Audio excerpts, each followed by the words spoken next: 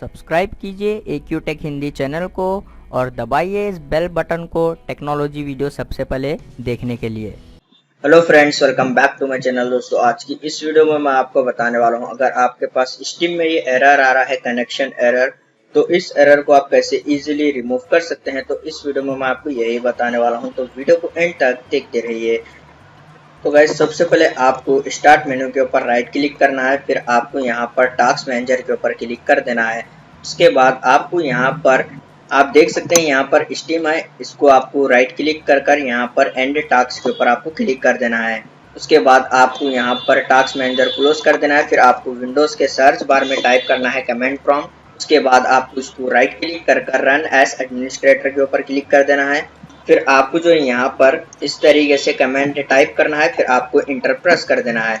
उसके बाद आपको एक और कमेंट टाइप करना है, फिर आपको इंटर प्रेस कर देना है। उसके बाद आपको कमेंट प्रॉम्प्ट को जो है क्लोज कर देना है। एग्जिट टाइप कीजिए, इंटर प्रेस कीजिए, कमेंट प्रॉम्प्ट क्लोज हो जाएगा।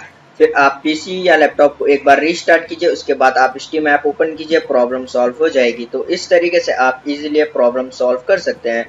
उम्मीद है आपको ये छोटा सा वीडियो पसंद आ गया हो, तो प्लीज लाइक कर देना और चैनल को सब्सक्राइब करे बिना मत जाना। मिलते हैं नेक्स्ट वीडियो में।